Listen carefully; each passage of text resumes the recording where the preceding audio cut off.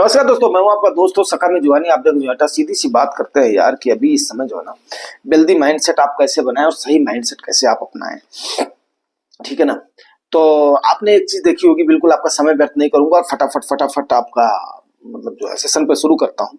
आपने एक बात कई बार सुनी होगी कि 1929 से ऐसा टैरिफ लगा है, इससे भी ज्यादा दुर्गति होगी। और उसके बाद में उस समय मंदी आई थी, बहुत बुरा हाल हो गया था, ये बला बला बला। तो अब देखते हैं हमारे यहाँ बला का मतलब कुछ और होता है, आखिर ये बला है क्या।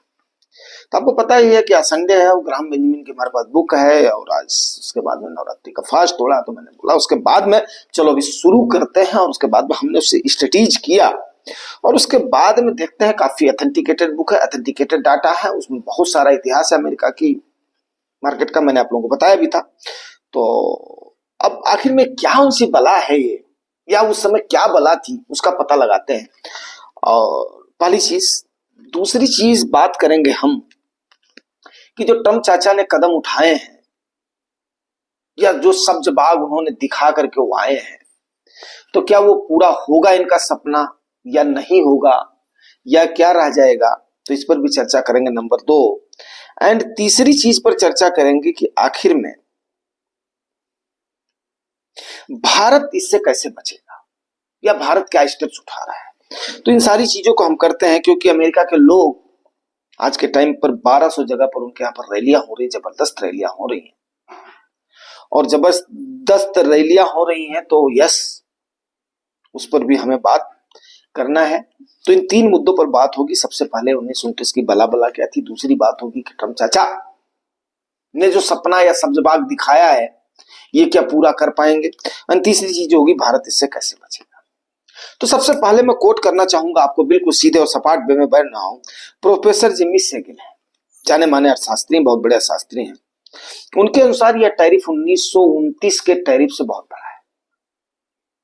बात मेरी समझ में अभी कैसे है आगे मैं आपको बताऊंगा। और रिसेशन आने की बहुत बड़ी प्रोबेबिलिटीज है, यही बात आपके मॉर्गन भी बोल रहे हैं, मॉर्गन की भी बात आपको आगे बताऊंगा।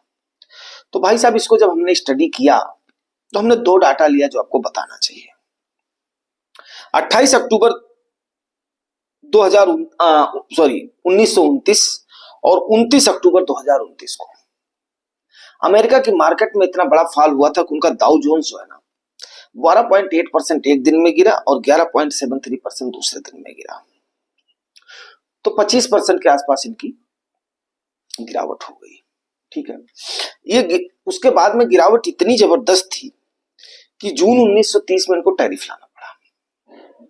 अभी तो इनको इकोनॉमी ठीक ठाक मिली थी, बाइडेन साहब ने ठीक ठाक दिया था, कोई भी ऐसी नहीं थी जब आपके आंकड़े सही थे, इकोनॉमी ठीक थी, रेट कट हो रहे थे और भी चीजें थी।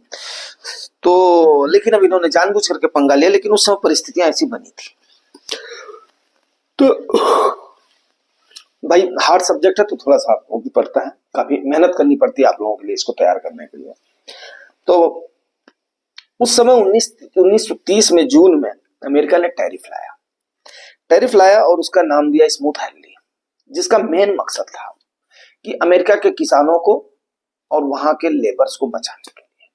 ठीक है, तो लेबर लॉज वगैरह उस समय उसमें थे नहीं इतने ज्यादा, और वर्ल्ड वॉर 2 के पहले की बात है, आपको पता ही है। वर्ल्ड वॉर 2 तो 38 से लेकर के 44 तक आई थिंक चला था। ठीक है, चलिए, तो उस समय जो है 1929 से लेकर के 32 तक जबरदस्त रिसेशन छाया अमेरिका में, और इनका 90% मार्केट कैप साफ हो गया था। ठीक है, मैं कोई डरा नहीं रहा हूं, कोई धमका नहीं रहा हूं, लेकिन जो बला बला बला बला इस टाइप से कोई आपको समझाएगा नहीं। ठीक है ना, तो ये अच्छे से मैं आपको समझाने की कोशिश कर रहा हूं। अब सुधारने के बजाय परिस्थितियां काफी बिगड़ गई थी, आया था सुधारने के लिए ये जो टैरिफ आया था स्मूथ हैंडलिंग। तो अभी ये उससे ज्यादा कैसे हो रहा है ये भी आपको बताता हूँ। 1930 में जो स्मूथ हैंडलिंग का एक टैरिफ आया था, जिसको टैक्स का नाम दिया गया था, टैरिफ एक्ट दिया गया था, इसमें केवल 1/3 सामानों पर 50% के आसपास टैरिफ लगाया गया था। ठीक है, जबकि 2/3 सामान पे टैरिफ नहीं था। बात भी समझ रहा हूं। अब इसको गौर कीजिएगा, अब की बार क्या है, 100% सामानों पर टैरिफ लगा है। सो भाई जो ये जिमी सेगिल साहब है, प्रोफेसर साहब, ये बोल रहे हैं कि अगर ये कोई रास्ता नहीं निकला, या अमेरिका की जनता जिस प्रकार से सड़कों पर है, भाई सीधी सी बात है, मैं इंडिया में बैठा हूं, लेकिन अब वही है, किताबें सबसे अच्छी दोस्त होती हैं। मैंने उनसे स्टडी किया, मेहनत किया, और आपके लिए फिर इसको अपना परोस रहा हूं। क्यों परोस रहा हूं? निस्वार्थ भाव से परोस रहा हूं। अभी आपको बताता हूं आगे होता क्या है, ध्यान से थोड़ा सा सुनिएगा। देखो भाई, समय तो देना पड़ेगा यार, सीधी सी बात। अगर मैं इतनी मेहनत करके तैयार करके आपको आज लाता हूं तो थोड़ा सा देना पड़ेगा। अब मैं जैसा हूं ऐसा ही हूं, मेरी आवाज भी ऐसी है, मेरी शक्ल भी ऐसी है, मैं भी ऐसा हूं, तो आपको जो है थोड़ा सा सुनना तो पड़ेगा ही। अब तड़क भड़क तो मैं नहीं ला पाऊंगा। तो अभी अमेरिका की जनता इसको लेकर के सड़कों पर। और एक बात आपको मैं बताना चाहूंगा यार, थोड़ा सा, जब मुझे याद है उस समय आप लोग बहुत छोटे होंगे, बहुत लोग जो हमारे साथ वाले हैं उनको याद होगा, जब ये 13 सितंबर 2001 का हादसा हुआ था, ट्विन टावर पर अटैक हुआ था इनके WTC पर, तो किसके? अमेरिका के। तो केवल 2 जहाजों को ही टोटली अमेरिका की मीडिया ने 2 जहाजों को सिर्फ हिट करते हुए दिखाया, बाकी कुछ भी न्यूज निकल करके बाहर नहीं आई कि वहां पर हुआ क्या है। मतलब लोगों के मनोबल का इतना ख्याल रखा था। और हमारे यहां पर बोलते हो मीडिया की आजादी नहीं है। आज अगर TRP का मैटर हो जाए तो चाहे सरकार रोके, चाहे प्रशासन रोके, चाहे कोई भी रोके, हर चैनल वाला गोल गोल सा गुंडा पारेगा और वहां पर एरो मार मार के ले सरकार की बुराई, ले सरकार की बुराई। और लोग बोलते हैं कि मीडिया को आजादी नहीं। एक्चुअली क्या है, मीडिया की भावनाएं खास करके इलेक्ट्रॉनिक मीडिया की मर गई है। चलिए, मैं किसी की भी बुराई नहीं कर रहा हूं, इसीलिए सोशल मीडिया इतना ज्यादा हावी हो। लेकिन क्या हो रहा है, सोशल मीडिया पर लोगों को सही जानकारी नहीं दे रही। चिंता की बात यह है, और सही तथ्य देने के लिए फिर हमारे जैसे आम लोगों को फिर उसके बाद में आना पड़ रहा है कि ताकि आपको एक फैक्ट एंड फिगर के साथ, डाटा के साथ आपको बताया जाए। क्यों? उनके पास तो इसकी तो वही नहीं है। वो तो हमेशा लगे रहते हैं कि आपको कैसे व्यूज की तरफ कैसे कंसंट्रेट करा जाए, TRP को कैसे करा जाए। बाकी ये छोड़ो, मैंने आपको पहले बता दिया भैया, मेरी बातचीत का तरीका यही है, मेरी शक्ल है, मैं उसको नहीं सुधार सकता। मैं कोई प्रोफेशनल मीडिया वाला नहीं हूं, मैंने आपको पहले बता दिया है। ये सिर्फ और सिर्फ एजुकेशन पर्पज के लिए है। अब जिनको ठीक लगेगा, जिनको लगे, चलिए अब आगे बात करते हैं। तो मैं इसको इस संदर्भ में क्यों बता रहा हूं, वहां की मीडिया ने इसको जोर शोर से उठाया है, बहुत जोर शोर से उठाया है इसको, जो लोगों का प्रोटेस्ट है। और हमारे यहां पर प्रोटेस्ट गया भाड़ में। जब तक वर्ल्ड वाइड नहीं हो जाएगा, विदेशी मीडिया में बात नहीं उठ जाएगी, तब तक इंडियन मीडिया के कान पर जू ही नहीं रखती है भाई। उनको तो मतलब ही नहीं है, उनको तो सरोकार ही नहीं है। चलिए आगे बात करते हैं। अब अभी जो है ना, टैरिफ जो इन्होंने लाया है इस समय, देखो जो बाइडेन साहब ने जो इनको हैंडओवर किया, 65 डेज 65 डेज हो गए इनके। और 65 डेज में इनको जो मिली थी इकोनॉमी, ठीक ठाक मिली थी, आप लोगों को पता है, जब इन्होंने जो है टेक ओवर किया है। उसके बाद में जब आंकड़े इनके दुरुस्त थे, इनका रेट कट इनका हुआ था, इनकी कंपनियों की भी नतीजे सही थे, इनकी मार्केट भी पीक पर थी। इंडियन मार्केट की हालत बेशक खराब थी 27 सितंबर के बाद में, लेकिन अमेरिका की ठीक ठाक थी। बात मेरी समझ लो। तो अमेरिका की कैसे ठीक थी आप देख लो, पारंपरिक में छोटा सा एक्सपोजर होते हुए भी यूएस मार्केट का, फिर भी उसने ठीक ठाक रिटर्न दिया है। चलिए अब आगे बात कर लेते हैं। फ्लेक्सी कैप की बात कर रहा हूं, नहीं तो गौरव रंधवा सब तुरंत बोल देंगे, बोला हमारा तो टैक्सेबल वो कर रहा है।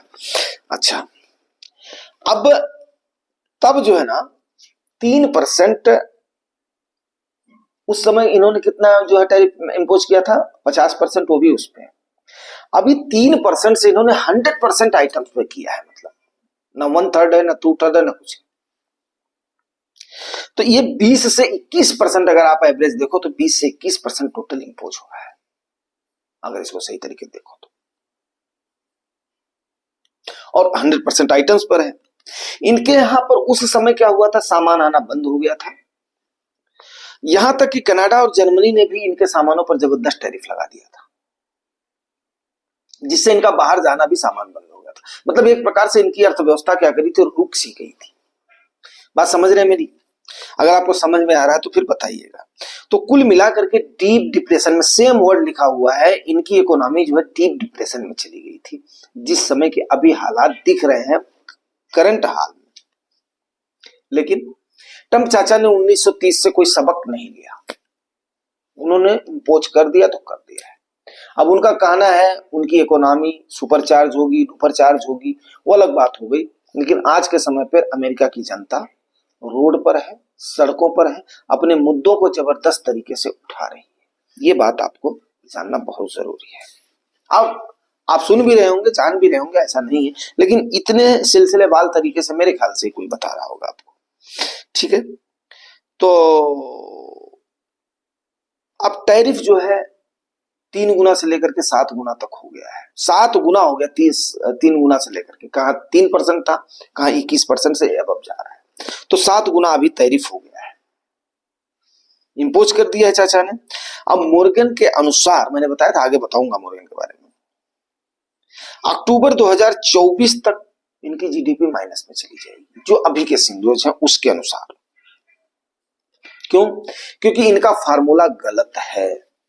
अब फार्मूला की मैं बात करूं, जो इनको मोटा मोटा मेरी समझ में आया है, इनसे कैलकुलेशन गलत हो गया है। ठीक है, कैलकुलेशन कैसे गलत हो गया मैं आपको उसको बताऊंगा तो आपको समझ नहीं आएगा। चाचा ने क्या किया, जैसे हम लोग इंडियंस हैं, अब इंडियंस में एक होता है होलसेल प्राइस होता है, एक होता है रिटेल प्राइस होता है। और जाहिर सी बात है, आप भी जानते हो कि रिटेल प्राइस होलसेल से कितना ज्यादा हो जाता है। सपोज करो आप कोई सब्जी मंडी में लेने के लिए चले जाओ, वही सब्जी आप थोक की दुकान, बिल्कुल आम आदमी हूं, देसी भाषा में बात कर रहा हूं, अगर आप वही 5 केजी कोई सामान ले लोगे जिसको एक पसेरी बोलते हैं, तो आपको मेरे ख्याल से 1/3 या हाफ रेट में मिल जाएगा मंडी में, जबकि यहां पर आपको डबल या उसका 3 गुना रेट लग जाएगा। सीधा और सिंपल सा जनरल सा आइडिया आपको बता रहा हूं। तो ट्रंप चाचा ने क्या किया, खुदरा मूल्य पर कैलकुलेट कर रहे हैं।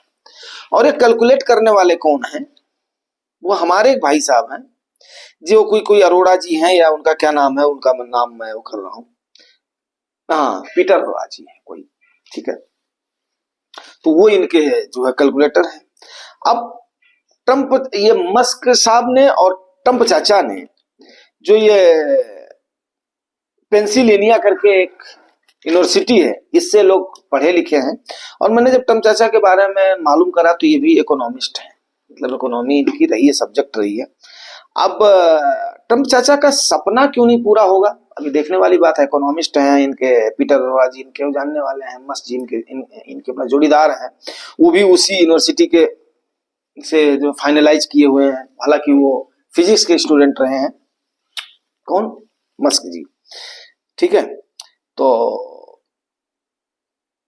अब इनका मानना है, क्यों नहीं पूरा होगा ये मैं बताता हूं, कि टैरिफ से आयातित सामान, जो इनका मानना है, आयातित सामान अप्रत्याशित रूप से महंगा हो जाएगा।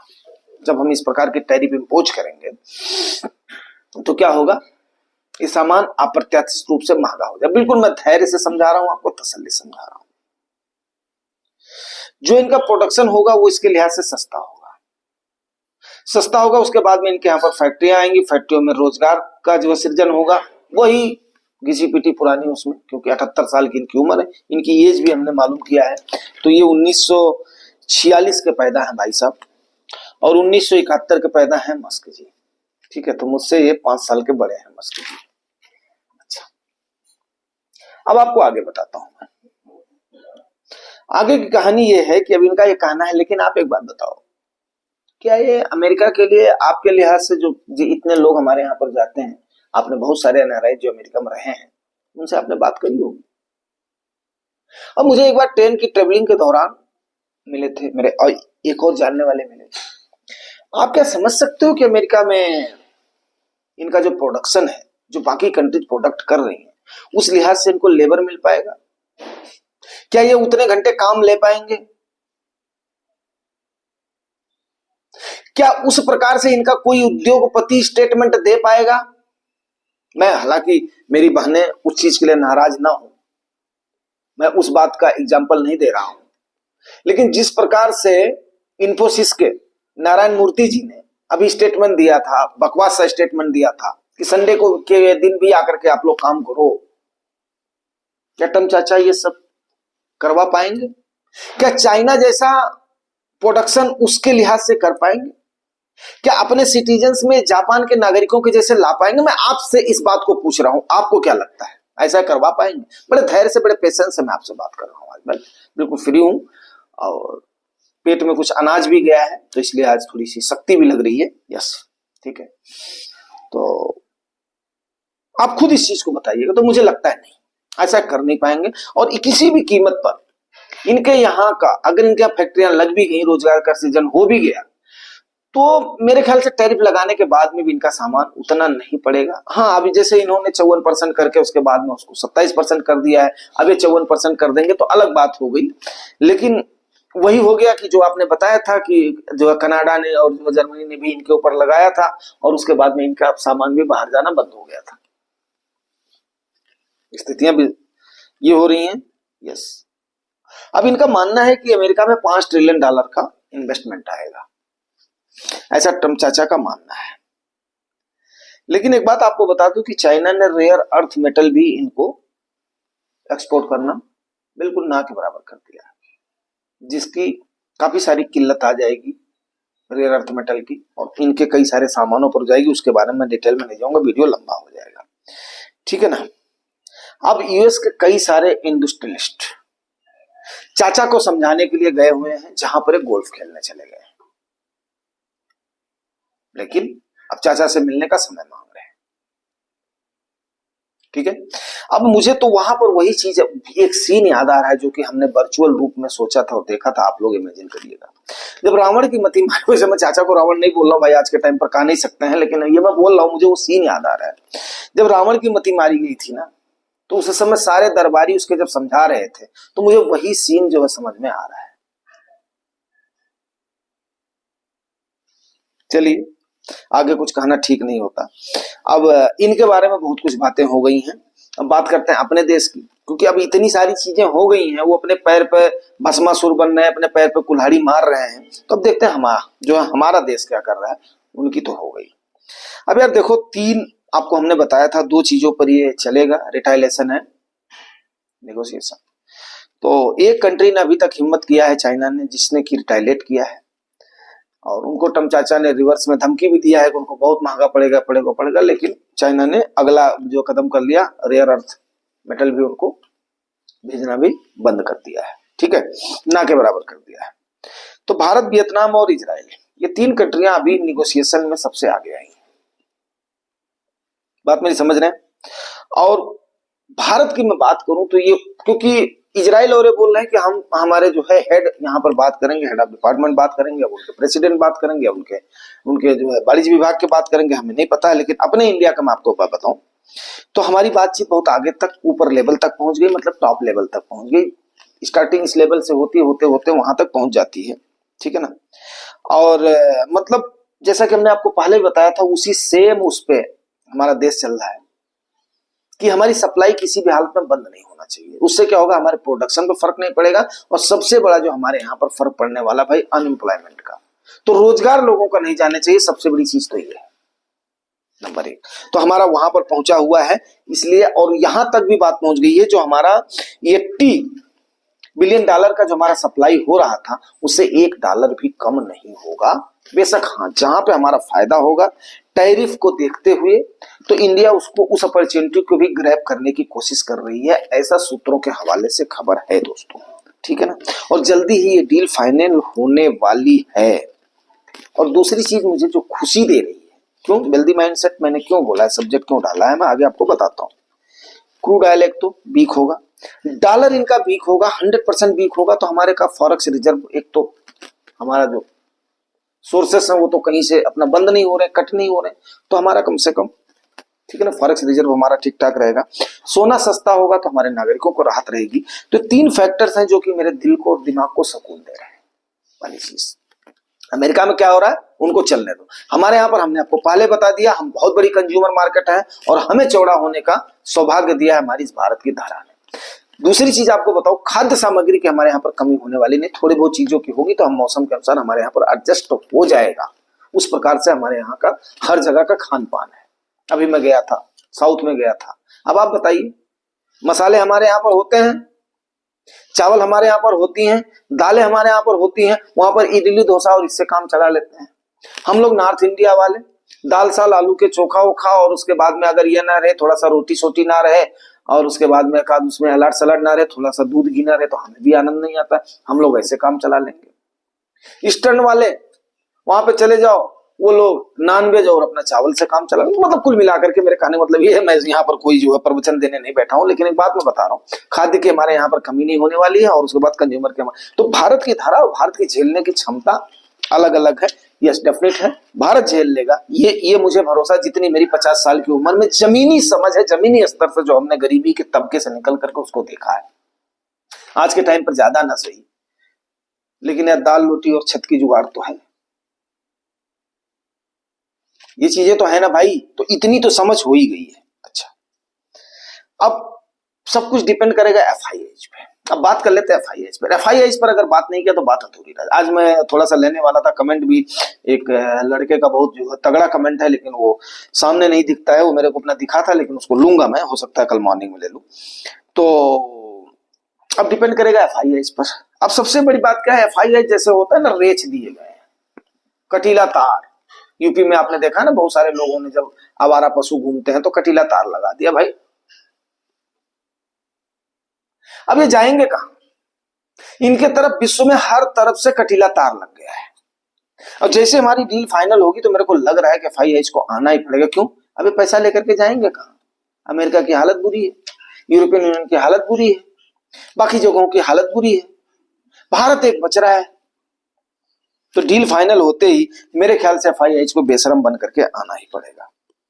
अब पॉजिटिव कैसे रहो ये मैं आपको बताता हूं। देखो, अब सही माइंडसेट कैसे अपनाना है। सही माइंडसेट क्या है? बहुत सारी चीजें, बहुत सारी प्रवचन चल रहे हैं, बहुत सारी चीजें चल रही हैं। अभी सारी चीजें हमने आपको समझाने की कोशिश किया है।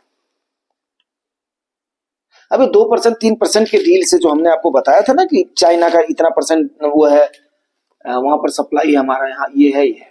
अब क्या उतने की सप्लाई से आप इतना ज्यादा आप डर जाओगे? जबकि वहां पर हमारी टीम जो है वो कर रही, निगोशिएट कर रही। वो टीम इसलिए निगोशिएट कर रही, उसको तो बचाने के लिए कर ही रही है, प्लस अपॉर्चुनिटी को ग्रैब करने के लिए भी कर रही है। हम भारतीय हैं यार, जुगाड़ लगाना हमें आता है वाली। तो पॉजिटिव रहो, नंबर 1।